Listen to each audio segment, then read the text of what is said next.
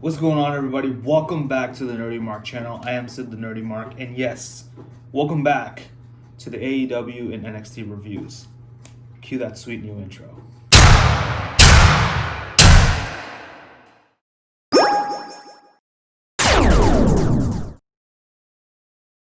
So yes, the AEW and NXT reviews are finally back, as I mentioned on my Nerdy Mark Super Show. I will be doing these from now on every week, along with in other news, where I will also incorporate one piece of wrestling news as well as news from nerd culture. So it'll probably be a reaction video and 4 pieces of news and either a life update or a question. I might move the question of the week in other news. Let me know what you guys want. Would you guys rather me do a personal life update, because I'm okay with doing those, or would you rather have me just give you guys a question to answer next week so I can read it and you can be part of the video as well? Let me know all that stuff in the comments below. But I'm very excited to get back into this with the new year. We got a new intro, new logo, so let's do this. All right, so here we go. Let's begin our weekly flagship shows, and we'll start with AEW Dynamite. So we begin AEW Dynamite's New Year Smash Night 2 with Eddie Kingston versus Pac, a match that's been brewing for a few months now and finally coming to this epic conclusion. So Pac kind of playing a babyface role here. I think he's kind of more of a tweener now, as are the Lucha Bros, to be honest with y'all. So this was still a fantastic match, extremely brutal, heavy-hitting stuff. Really proved that you don't need a DQ stipulation, or no DQ stipulation, that is, to put on a very, hard-hitting match like this. Just Pac and Kingston just leathering each other with lefts and rights and kicks, as well as so many chops from Eddie. Holy crap, like Pac's chest was redder than a tomato by the end of this match. Like, I really need to see Eddie Kingston versus Walter in a chop match. Throw in Minoru Suzuki in there too for good measure if you want. Pac did hit the Black Arrow to win this fantastic match, but immediately locked Kingston into the Brutalizer just to send that message. Lucha Bros, Butcher, Baker, and Butcher and Blade and Bunny enter the ring, have a stare down. Out comes Lance Archer, and of course Kingston and his friends do run away, and Pac and Archer do have a stare down. And he basically is telling Pac to get on the same page as him. So that's kind of an interesting dynamic going on with Lance Archer, with this whole love-hate triangle, I guess, with Eddie, Pac, and Archer. So looking forward to see where that goes. We then have Chuck Taylor taking on Miro, and if Miro wins, Chuck Taylor becomes Miro's butler, errand boy, young boy, as they're called in Japan, I guess. This was a pretty short match, but Chuck was pretty desperate in this whole match. Like, he wanted to do anything he could to, first of all, avenge his friend Trent, who was out with a pectoral muscle tear or pectoral muscles injury, and not trying to become Miro's errand boy. But this is to no avail, because finally Miro does hit the thrust kick and puts on the accolade onto Chuck, and Chuck does tap. This means Miro is now having a new butler in the form of Chuck Taylor. I kind of really hope that this leads to an Orange Cassidy singles run, as both of his friends are kind of out of the picture or can't be with him at some capacity. Trent with his injury, and Chuck because he's now, in kayfabe terms, an errand boy for Miro. I'm looking to see where this goes. Me and my buddies in Armbar Audio, we talked about how Miro, just since he came to AEW and been paired with Kip Sabian, they really haven't done much with him. I kind of hope this adds a bit more of a better dynamic to Miro, a bit more of a diabolical kind of a tone to him, just completely ill-treating Chuck Taylor and just, absolutely making his life miserable until, of course, he gets his comeuppance. So looking forward to see where this story goes, and it's actually finally taken a bit of an interesting turn. And again, like I said, Orange Cassidy, if this means he's getting a bit of a singles push, I'm all in for it. Next up, we do have the Inner Circle in the ring, but before that, we did have a bit of an interview with Matt Hardy and Private Party, and it seems to be that there is a little bit of a disagreement with the whole 30% of private party's money going to Matt Hardy, all that good stuff. So they have like this bit of a love-hate relationship going on there. So, Matt Hardy's not as much of a mentor as he is their manager now, as he's calling himself that. Although next week they are going to be in trios action against, I forgot the team, but whatever. We do have the Inner Circle making their way into the ring to talk about their New Year's resolutions. And I saw something kind of interesting. Maybe I'm reading too much into this, but I thought this was interesting. We had Ortiz, Guevara, and Hager standing on one corner, and we had MJF, Wardlow, and Santana standing in another corner, and and Chris Jericho's kind of in the middle. And I feel like we are getting down finally to a sort of a civil war between the Inner Circle, and I'm really looking forward to see where this goes. But let's go ahead and get started with all these New Year's resolutions. I'm just going to read them off what I got. So Hager, it talks, wants championships, obviously. That's literally all he says is championships. That was funny.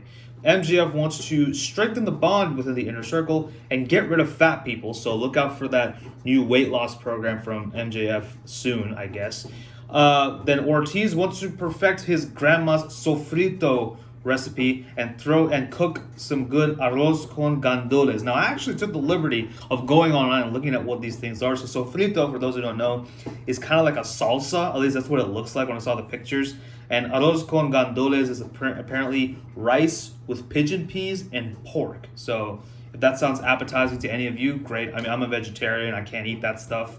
But if that's something that you like, go for it. Or if anyone who knows what those are can give me more of an accurate description, leave it in the comments. Anyways, Jericho wants him and MJF to win the tag team championships, much to the chagrin of Sammy Guevara, Santana and Ortiz, because they all take exception to it.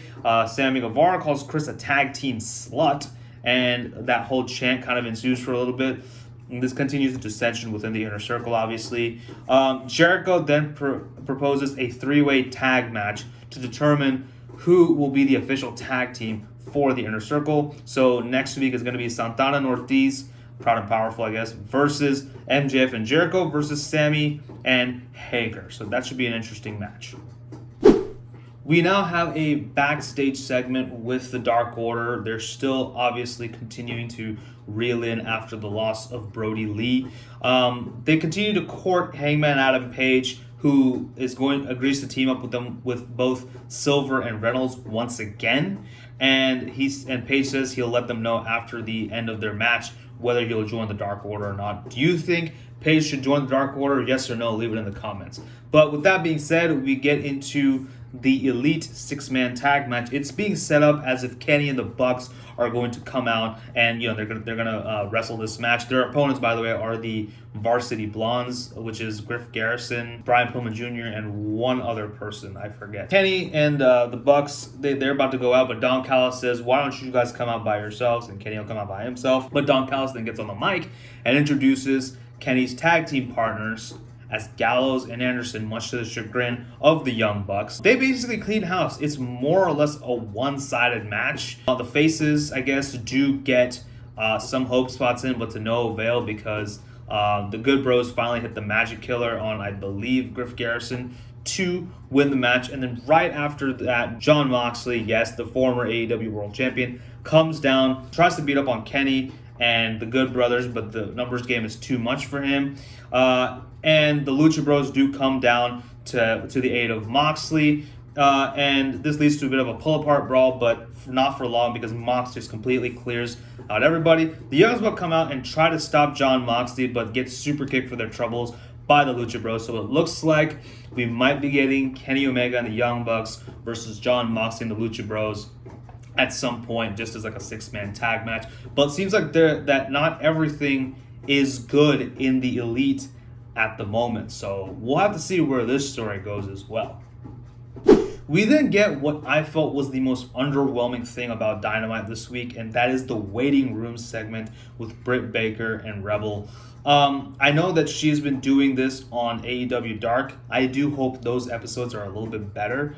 And I do hope that the episodes on Dynamite, should they continue, they do improve a little bit.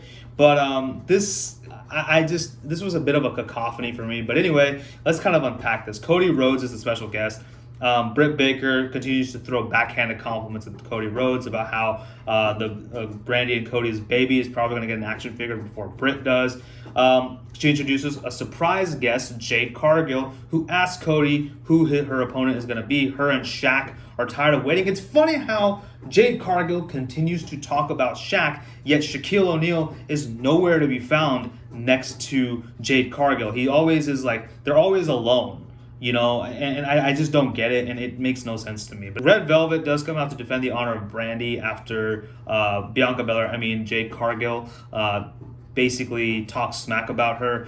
This leads to a pull-apart brawl. Then somehow randomly on Titantron, we see a clip of Britt Baker beating up Thunder Rosa and, obviously washing off her makeup. Then Thunder Rosa appears on screen, and we get our first promo and the first match announced for February 3rd's AEW's Beach Break special. And that match obviously is going to be Thunder Rosa versus Britt Baker. Should be a really good match. Segment itself was okay. I hope it's better in future episodes. But still, I can't wait for this match. We now have FTR with Tully Blanchard taking on the Jurassic Express in a very good match, actually. This was a fantastic match here. Marco Stunt and Jungle Boy represent Jurassic Express, which causes FTR to undermine this team. But Jurassic Express do come in with some quick, innovative offense, but FTR do quickly change the pace, and they don't let Marco tag in Jungle Boy for the longest time. But still, Stunt is able to show a lot of resilience throughout this match. But when Jungle Boy gets the hot tag in, he's able to speed up the pace once again, and Jungle Boy is just absolutely magnificent. Give him a singles run as well, AEW. Seriously. Marco is doing really well, actually, for himself until Tully does get involved. This allows FTR to take advantage of it and hit the Goodnight Express, which is now renamed the Big Rig in honor of Brody Lee, to win this match. We then get what I thought was the sleeper hit of the night. Serena Deeb putting her NWA Women's World Championship against Ty Conti. And, of course, Anna Jay accompanies Conti to the ring. This was a very good match, very technical affair, a lot of chain wrestling and striking courtesy of Conti and Deeb. So, obviously Ty Conti is more of the striker, whereas Serena Deeb is a lot more of the technician, right? Technician. I was gonna say technical specialist, but that sounds more like a, like the IT person in your company. But anyway, but this was a very good match. I really highly advise you guys go check this one out. Probably one of the best matches that women's matches that AEW has put on. So.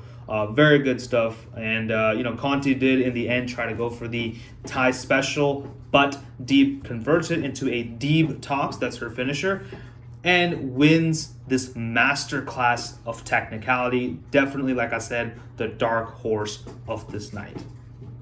Finally, our main event. The TNT champion Darby Allin defends against the self-proclaimed, or the Taz-proclaimed, FTW champion Brian Cage in a fantastic affair. Taz is on commentary for this match, which of course adds to the quality of it. As per Tony Khan, Powerhouse Hobbs is not allowed ringside alongside Taz's son and Ricky Starks, so only Starks and Taz's boy are on ringside on the corner of Brian Cage. This was fantastic. Like I said, Darby throughout this match is relentless, just like his little tattoo says. And it's Darby's agility versus Brian Cage's freakish strength. Very much a David and Goliath kind of affair here. But Brian Cage is no slouch when it comes to speed. He is able to match Darby's agility with his own. However, Darby continues to show his resilience throughout this match by kicking out at one despite everything that Brian Cage throws at him. So that was really cool to see, very much solidifying Darby as a fighting champion. So this was really good, and it finally Team Taz do try to get involved, but of course the lights go out, lights come back on, and Sting manifests out of thin air and decks Ricky Starks with a baseball bat. This distraction allows Darby Allin to hit a crucifix bomb onto Brian Cage off the top rope. 1, 2, 3.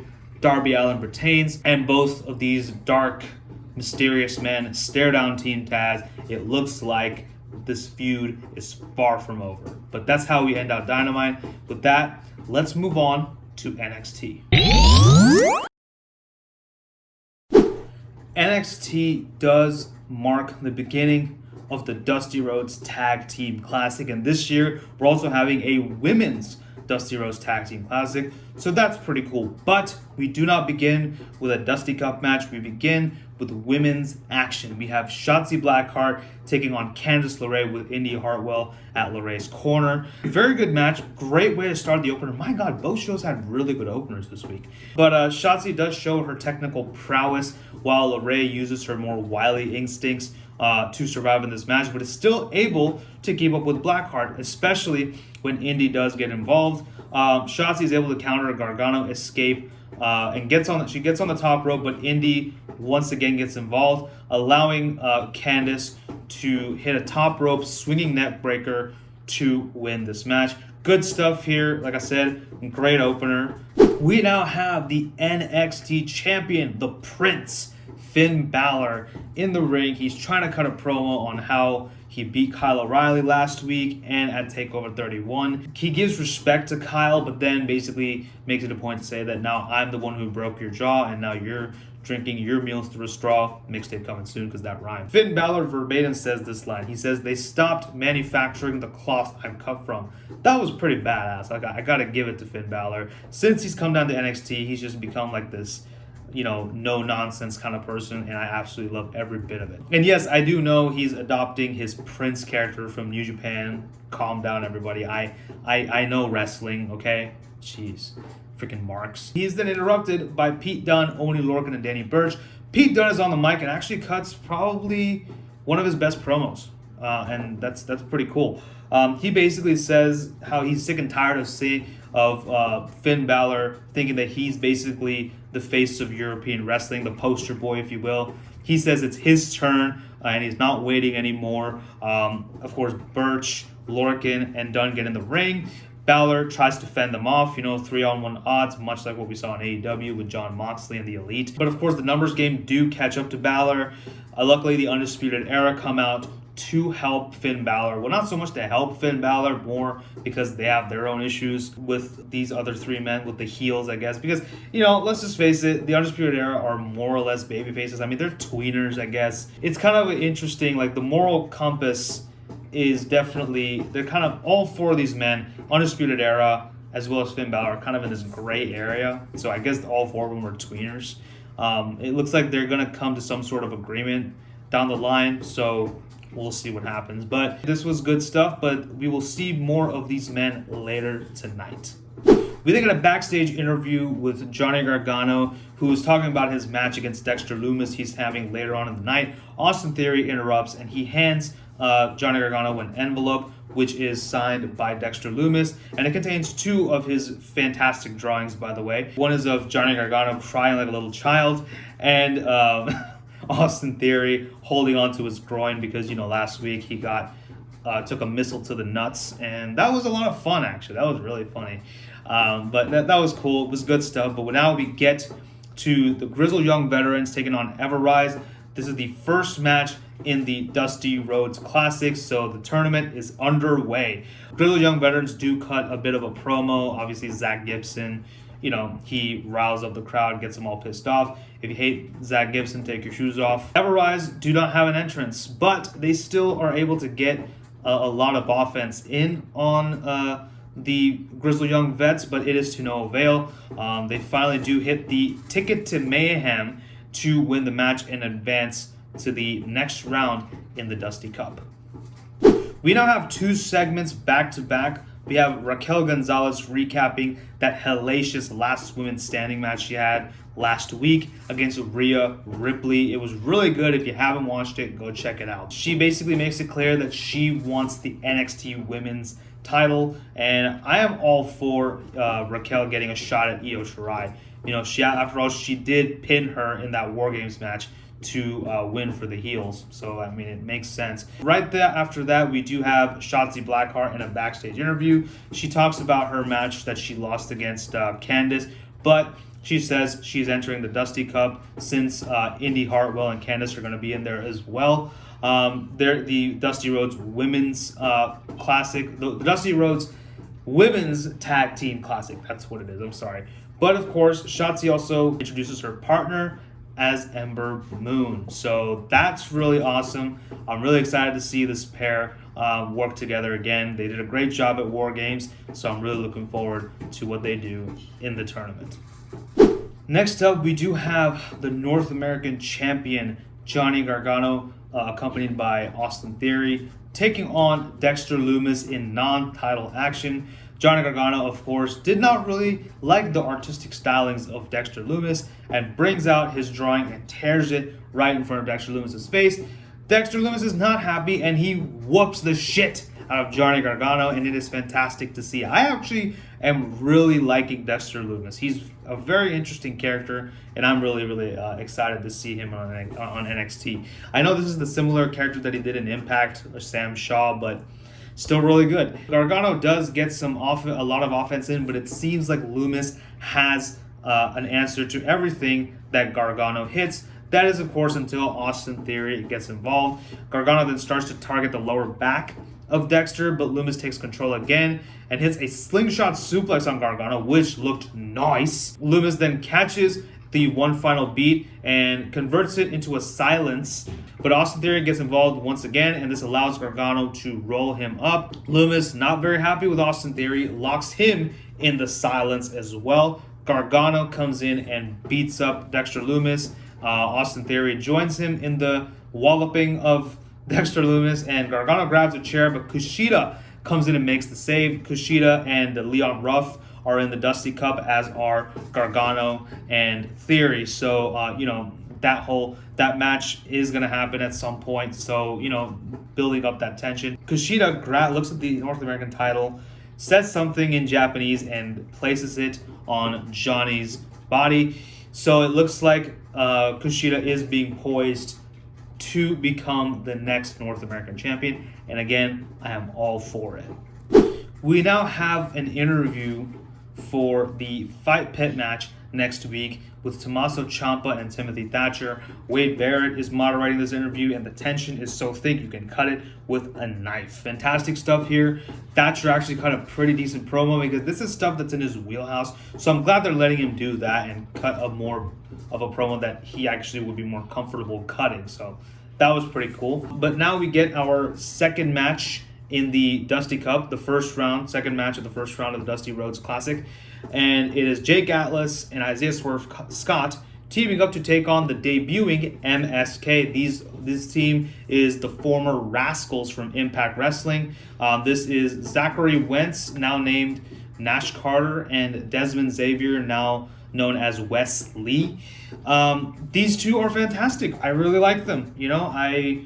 It makes me regret not watching Impact. I know Tim Farley is going to give me a lot of shit for it. So go ahead, Tim. Go ahead. I'm right here, man. Give me your best shot. But they are absolutely fantastic. Vic Joseph makes it a point and says, these rascals are high flying. I see what you did there. But MSK actually at one point hit an assisted standing moonsault, which was really awesome. And it gives us a sample of what is to come for this duo. Atlas and Swerve are also able to coexist throughout this match, and they do absolutely get a lot of good hope spots in. But finally, MSK hit their finisher, aptly known as MSK, and they win the match and advance in the Dusty Rhodes Classic. And I'm actually going to fast forward a little bit, but we do have a bit of a pull-apart brawl, which is broken up by Bronson Reed between Atlas and Swerve Scott. It looks like Swerve is leaning more towards a heel turn. I'm really looking forward to see that. That should be interesting. I think it'll give him a better dynamic and a new lease on life. So looking forward to see what happens once Scott, I guess, inevitably goes heel.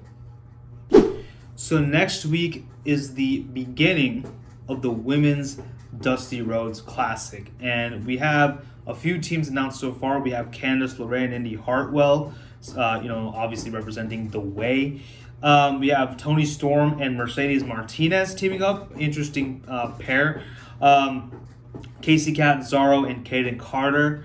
And of course, as we also learned earlier this night, Ember Moon and Shotzi Blackheart. I'm guessing that Raquel Gonzalez and Dakota Kai are going to be a team as well. I'm wondering if perhaps we're going to get Tegan Nox returning and she may be partnered up with someone. Who knows? I'm really looking forward to see what the landscape of the Women's Dusty Classic is going to look like in the down the line. Next week, we are starting it off with Catanzaro and Carter taking on Toni Storm and Mercedes Martinez. That should be really good. I'm really looking forward to that.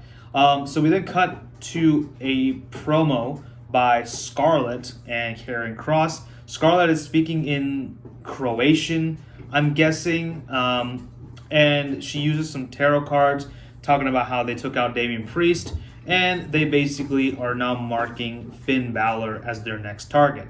TikTok. Next up, the love of my life and my bride, Xia Li, squashes another jobber. Ever since she's joined up with this mysterious figure in Boa, she's been absolutely vicious. And it seems like this faction or whatever this group is called, they're known as Tang Shi. I don't know if they're like a faction. What is this? I still am a little confused as to what's going on, but of course it is keeping me intrigued. So I guess good job. But this mysterious person in the chair does like something like this, which basically means kill the jobber. So that's exactly what Xia does. So rest in peace, jobber. That's pretty much it. So will they ever have that mysterious figure get physical, or will it just be Xia and eventually Boa doing the dirty work for them? I guess time will tell. We finally have our main event, the third match in the first round of the Dusty Cup Classic. We have Breezango taking on Undisputed Era, which is represented by Adam Cole, Bebe, and Roderick Strong, with Kyle O'Reilly in their corner. This was an absolutely fantastic match. Like, my goodness, it was just really, really good. Now, Breezango, their tights, they're wearing black and purple, and Tyler Breeze on his backside has like this logo that kind of looks like the Dark Order logo. So I'm wondering if that was a tribute to Brody Lee. Again, maybe I'm reading too much into it, but it definitely felt like it. And if it is, that's awesome. Okay, so again, rest in peace, Brody Lee. Cole and Breeze throughout this match seem to be thinking alike. They both are trying to go for strikes and super kicks and whatnot. That was pretty cool. I thought that was very interesting. A lot of technical maneuvers and chain wrestling throughout this entire match, which was great. Strong and Fandango have a really good sequence as well. We then have a sequence where all four of the men take each other out. Dunn and friends come in and they destroy Kyle O'Reilly. They target his injured jaw. But Finn Balor comes in to help, but it's still not enough. And Pete Dunne completely brutalizes Kyle O'Reilly, hits his knee to Kyle O'Reilly's jaw, damaging it further. But of course, Cole does get distracted, eats a super kick courtesy of Fandango. They try to capitalize, but Cole does try to go for a Panama Sunrise, but onto Fandango, who counters it, but is then caught by a super kick by Adam Cole. So despite the distraction, the Undisputed Era do win this match. And of course, the Era and Balor stare down Dunn and friends to end out NXT. So overall, both shows were really good. There was some good storytelling throughout AEW as well as NXT. A lot of really good matches. I really can't say which show won this week for me, although apparently according to Brian Alvarez and all the other wizards in wrestling, in the internet wrestling community, apparently AEW won in the ratings war again. But again, I don't think we really need a war anymore. I'm kind of going with this mindset of I don't really care, I like NXT more than AEW or AEW more than NXT. I just want to watch some good wrestling. And we had some damn good wrestling across both shows, which leads into some of my favorite matches this week. From AEW, I really liked Eddie Kingston versus Pac. Also really enjoyed Ty Conti versus Serena Deeb. And of course, the main event, Darby Allin versus Brian Cage. From NXT, Shotzi Blackheart versus Candice LeRae was really good. Then I would say Johnny Gargano versus Dexter Loomis was a decent match. And, of course, Breezango versus Undisputed Era. Fantastic match. So, good job to both companies, I guess, this week. Y'all put on great shows. So that pretty much concludes this week's AEW and NXT review. Let me know what you guys thought about both shows in the comment section below. And as always, don't forget to like, share, subscribe, follow me on social media, and tell your friends about the Nerdy Mark. Thank you all so much for watching. Thank you for your continued support throughout 2021 as well. It's going to be a great year for all of us. I know it. I can feel it in my bones.